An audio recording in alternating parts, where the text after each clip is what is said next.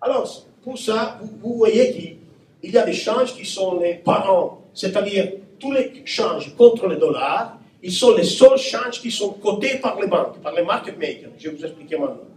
Tous les autres sont dérivés, c'est-à-dire sont dérivés par les multiplications ou divisions entre les changes originaux. Vous voyez, il y a une caractéristique ici. Il y a les dollars, mais les dollars, quelquefois, il est au numérateur et quelquefois, il est au dénominateur. OK? So, quelquefois, le dollar, il est la monnaie base, quelquefois, il a la monnaie de cotation. L'euro, par contre, c'est toujours en monnaie base. Il est toujours à la hausse. Il est toujours numérateur. Euro-dollar, euro-sterling, euro-yen. OK? Vous voyez la différence? Il y a une différence. Vous voyez qu'il y aura des conséquences dans les corrélations par le fait que le dollar, il est quelquefois au numérateur, quelquefois au dénominateur.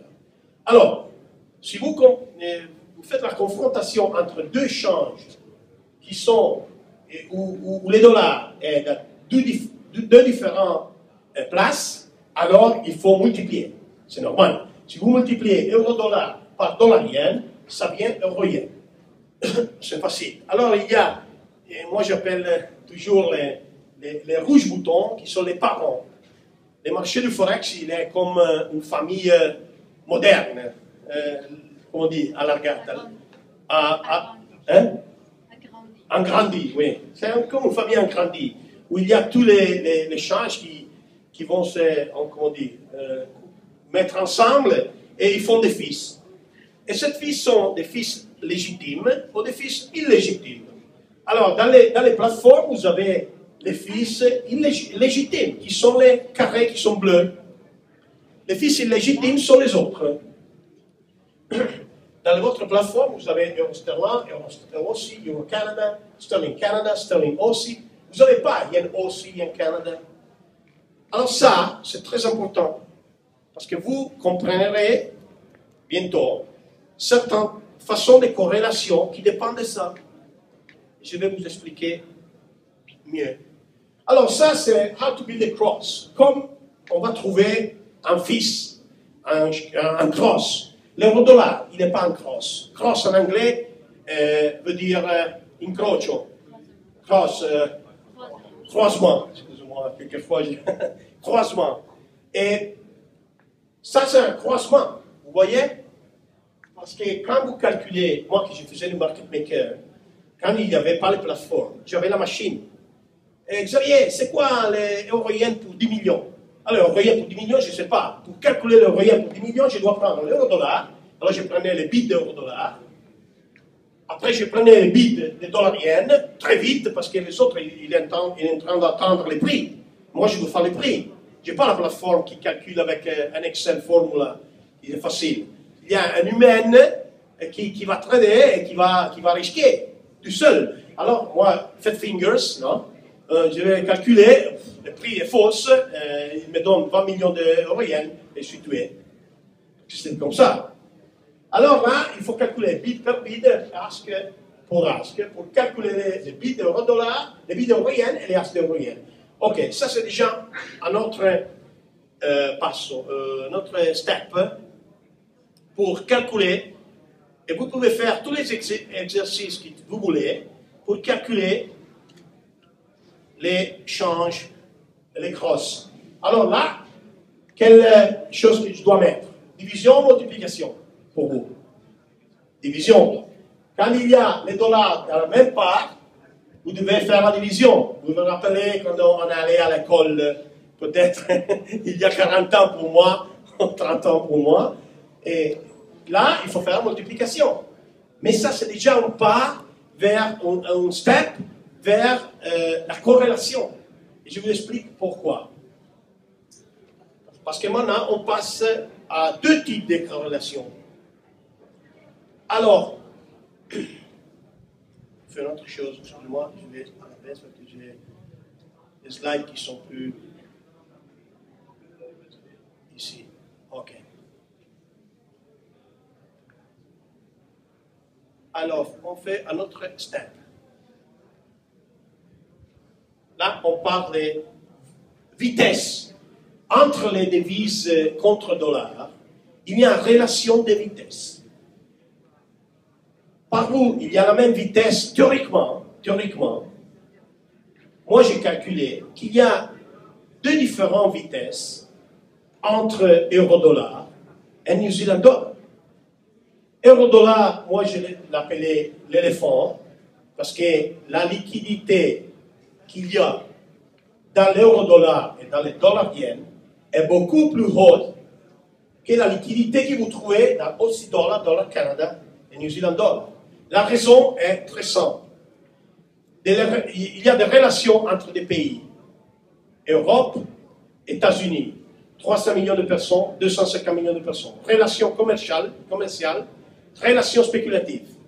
Et il y a des relations entre États-Unis et New Zealand. New Zealand est un pays avec 4 millions d'habitants. Et vous imaginez qu'ils font, New Zealand dollar, il fait les 2%, 2,5% de volume journalier chaque jour dans les forex.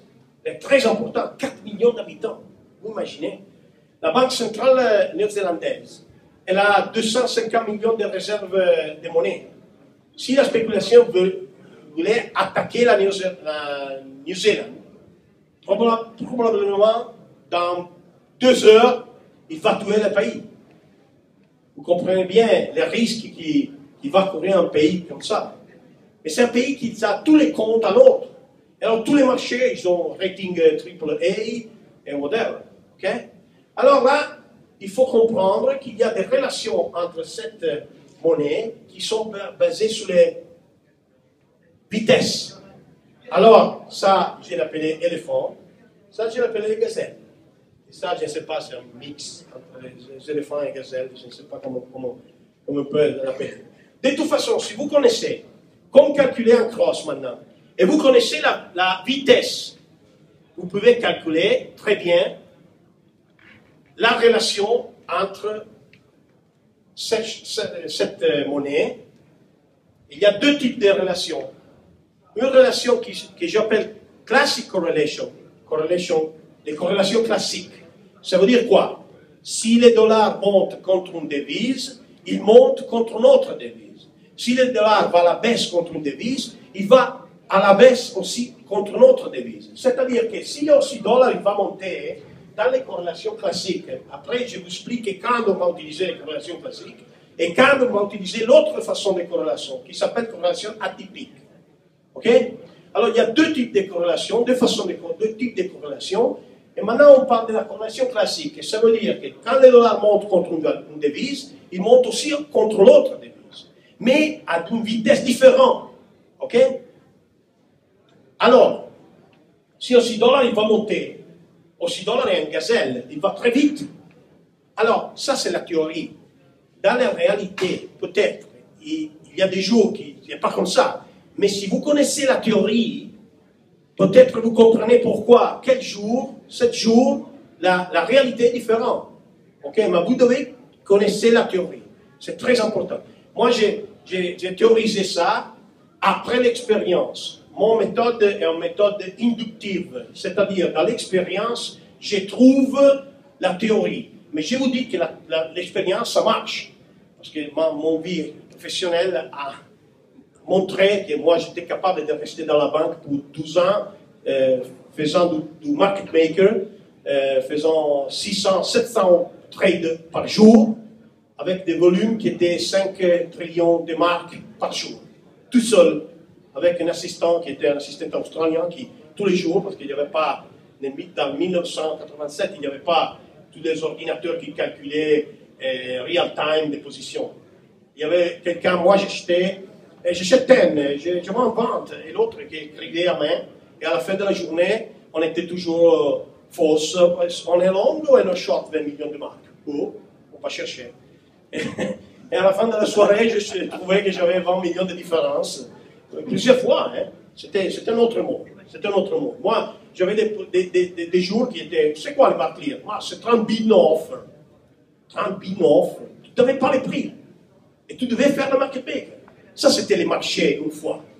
En 1988, après l'euro est devenu, tout le monde, il y a beaucoup de liquidités, etc., etc.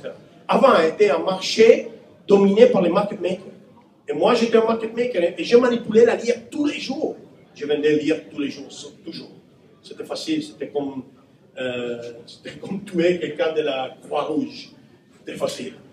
Alors, si le dollar va monter, qu'est-ce que ça passe au dollar yen par corrélation classique?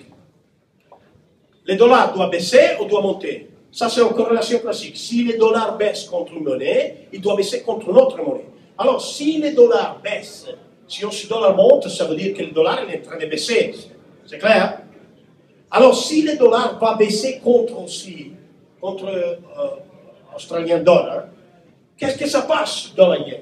Dans la yen doit baisser. Mais doit baisser avec une vitesse qui c'est pareil ou différent. On a vu avant les classes de volatilité.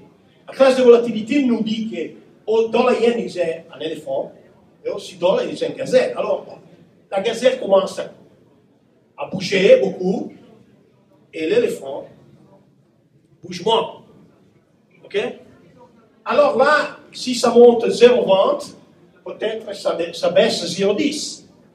Alors, les fils, comme ils bougent, vous pouvez savoir comment ils bougent les fils, parce que les fils, c'est donné par la multiplication des $, multiplié dans la yen. Alors, quelque chose qui monte 0,20, multiplié quelque chose qui baisse 0,10, ça fait quelque chose qui monte ou baisse.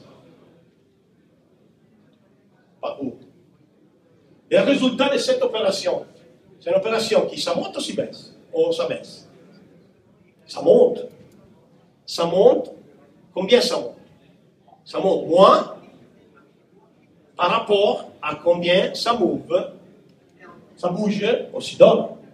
Si le dollar bouge 0,20 et tu multiplies 0,20, multiplies quelque chose qui baisse 0,10, ça fait quelque chose qui bouge 0,10 à la hausse. C'est la différence entre ça et ça. C'est clair? C'est pas évident, hein? Au début, surtout, c'est difficile. Quelqu'un peut me dire, excusez-moi, monsieur, mais moi, je m'en fous de ça. Qu'est-ce que ça me sert, ça? Ça sert quand on parle du hedging. Après, je fais un exemple. Si je suis short là, moi je suis short.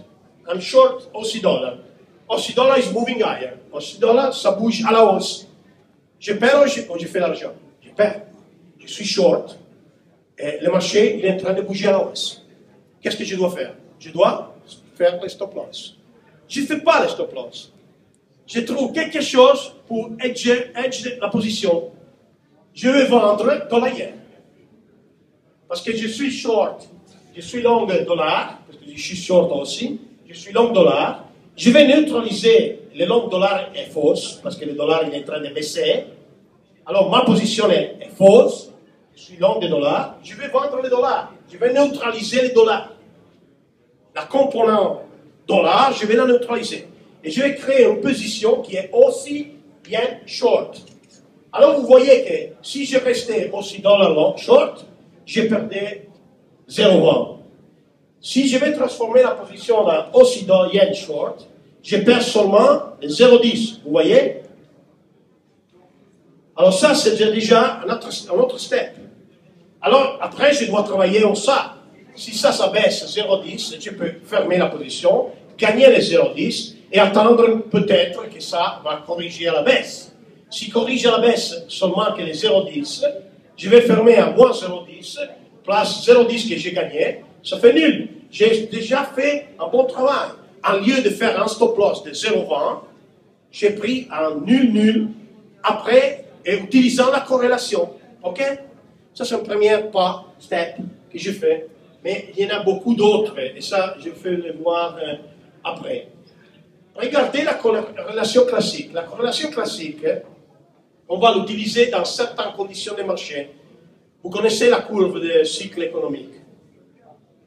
L'expansion, la boule s'appelle, la boule spéculative. Après, il y a la récession. Et après, non, la récession, le ralentissement économique. Après, il y a la récession. Et après, il y a la recouverture, la ripartenza, on ne sait pas comment on dit en français. Et je vous explique, quand vous devez utiliser la corrélation classique, à lieu d'utiliser la corrélation atypique. La corrélation atypique est différente. Regardez ça. Je vous explique pourquoi. La corrélation atypique, on va l'utiliser quand il y a une crise, un problème dans les marchés. On dit toujours que les Anglais disent don't panic, but if you panic, be the first. Cioè, pas paniquer, mais si tu vas paniquer, tu dois être le premier. Autrement, tu es mort. Parce que si tu vas vendre à la fin d'un mouvement, tu es tué. Alors là, dans les corrélations atypiques, vous devez faire en confrontation chaque couple de devises entre la devise refuge et la devise d'investissement. C'est quoi la différence? C'est quoi le déterminant que vous faites dire qu'une devise est une devise refuge par rapport à une devise d'investissement? Les taux d'intérêt. Si vous avez une devise avec des taux d'intérêt bas, ça c'est une devise refuge. Ok? Les yens, les francs suisses, maintenant l'euro. Ok? Alors, imaginons que la bourse va tomber. Il y a un boule, peut-être c'est le cas dans 7 jours. Hein? Il y a les DAX au 10 000, il y a les Nasdaq au 4 000, il y a les Dow Jones presque 17 000. Ça passe que la bourse commence à descendre. Qu'est-ce qui se passe sur le marché? Les Anglais appellent fly to quality, c'est-à-dire que tout l'argent revient à la maison. Et l'exemple est ça. L'investisseur japonais moyen, il a les yens. Les yens, vous savez que les yens ont un taux d'intérêt qui est... Si vous allez à la banque avec 100 000 € en yens, à la banque japonaise, et vous demandez à la banque, excusez-moi, combien vous me donnez si je vous donne le taux d'intérêt, si je vous donne 100 000 €? Qu'est-ce que ça veut dire 100 000 € à 138, ça fait 13 800 000 yens. Avec 13 800 000 yens, vous allez à la banque, à Nomura, au bancaire, et vous demandez, excusez-moi, je vous ramène ici 13 800 000 yens. Combien vous me donnez? Et le mec de la banque vous dit, c'est vous que vous devez payer moi. Parce que les intérêts sont négatifs. Alors l'autre dit, alors faisons une chose. Je te donne 13 800 000 yens, et vous changez tout de suite et vous achetez des New Zealand dollars, des bonds qui s'appellent Uridashi Bonds. Vous savez que la Reserve Bank of New Zealand, il va donner des bonds qui s'appellent Uridashi Bonds. Il donne 3% maintenant. Quand il y avait les taux d'intérêt de la New Zealand dollar à 8%, il donnait 8%. Alors l'investisseur moyen japonais, plutôt que payer pour garder l'argent dans la banque à taux d'intérêt négatif, il prend qualunque chose, comme on dit, everything. Il va acheter New Zealand dollar, il va acheter euro, il va acheter tous except les yens. Il y a un problème. Le risque de change. Parce qu'il est un investisseur japonais, et s'il va vendre les yens, il va acheter les New Zealand dollars. Si le New Zealand dollar va baisser, il perd l'argent. Okay? Alors, l'investisseur qui a vendu pour 10 ans, 13, 5 ans, 6 ans, les yens, il a acheté les New Zealand dollars, il a fait un trade qui s'appelle carry trade. Vous savez ça? Et carry trade, il a un trade où l'investisseur achète la monnaie à taux d'intérêt haut et il vend la monnaie à taux d'intérêt baisse. Ok? C'est clair ça? Alors il gagne tous les différentiels. Chaque année, si tu as une différence de 4, 5, 6%, aussi un courtier là, comme Directa, il vous donne les taux d'intérêt, les différentiels dans votre compte. Alors, qu'est-ce qui passe là? Que tout le monde, il va faire toujours, quand le cycle économique il est en train de monter, il va vendre toujours les monnaies de refuge, yen, francs suisses. Mais quand il y a la boule à la fin, il y a tout le monde qui est short yen, qui est short Swiss franc, et tout d'un coup, il y a les marchés qui tombent, actionnaires qui tombent, et tout le monde qui va fly to quality. Il va acheter yen, parce qu'ils ont fait des investissements en New Zealand dollar, New Zealand yen peut tomber. Si vous voyez tous les charts de carry trades, ils montent lentement et ils baissent très vite. Vous voyez ça? Vous vous rappelez ça? Alors, c'est très important de comprendre que les corrélations ils vont tous changer. Alors, si l'equity is going down, si les actions ils sont en train de baisser, tu as un cas de risk aversion. Alors, dans le risk aversion, tu dois faire la confrontation entre Aussie dollar et dollar américain. Entre les deux, qui est la valeur des monnaies refuge entre les deux? Allez-y. Si la bourse va tomber, les dollars, alors si les dollars et la monnaie refuge, il est acheté dans ce moment, alors tout le monde qui va à donner Aussie dollar. Et l'Aussie dollar commence à descendre. C'est les monnaies refuge qui est achetées et les monnaies d'investissement à haut taux d'intérêt qui va être vendues. Qu'est-ce qui passe en dollar yen? Alors, s'il y avait la corrélation classique, si Aussie dollar descendait, pouvait bouger à la baisse, qu'est-ce que ça passait à ça? Ça montait avant, vous vous rappelez? Maintenant, regardez qu'est-ce qui passe. Les yen, il a une valeur, il a une devise beaucoup plus refuge des dollars. Alors là, tout le monde qui va acheter les yens, il va donner les dollars. Et alors, tout d'un coup, il y a un change de corrélation qui va changer tous les carrés. Ok? C'est pour ça qu'il y a des corrélations sur les marchés des devises. Pour les personnes qui ne connaissent pas cette différence de corrélation, sont difficiles à comprendre. Mais si tu fais cette division, et tu vas partager la corrélation classique, quand le marché va monter, alors là, je peux faire ça. Je vous explique avec Paint. Je prends Paint, je ne sais pas dessiner, mais je fais une chose comme ça. Ça, c'est la courbe du cycle. Alors là, tu as les banques qui vont monter les taux d'intérêt. Place, parce que l'économie, il est en train de chauffer. On dit comme ça. Alors là, tu as les taux d'intérêt qui montent. Et là, tu vas utiliser toutes les corrélations classiques ici. Après, ça arrive à la boule. Excusez-moi, moi je vais dessiner avec la gauche, mais je ne sais pas avec la droite. De toute façon, ici, vous commencez à utiliser les corrélations atypiques.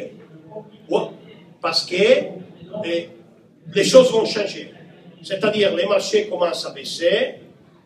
Et quand les marchés baissent tranquillement, alors vous pouvez utiliser les corrélations classiques. Corrélations classiques. Dans les cas de boules ou de récession, ici, vous devez utiliser les corrélations atypiques. C'est-à-dire, ils vont tous changer. Là, il y a les panic buying, tout le monde qui achète l'euphorie. Et ici, il y a la dépression. Quand il y a l'euphorie ou la dépression, rappelez-vous, il faut utiliser les corrélations atypiques. Quand il y a un marché qui tranquillement bouge à la hausse ou à la baisse, vous pouvez utiliser les corrélations classiques. Ok? Alors, la différence est très importante, hein, parce que ça change tout. Hein. Alors, regardez qu'est-ce qui passe, les corrélations classiques. Corrélations atypiques. Dans les corrélations atypiques, hein, les crosses, les fils, sont des multiplicateurs de volatilité.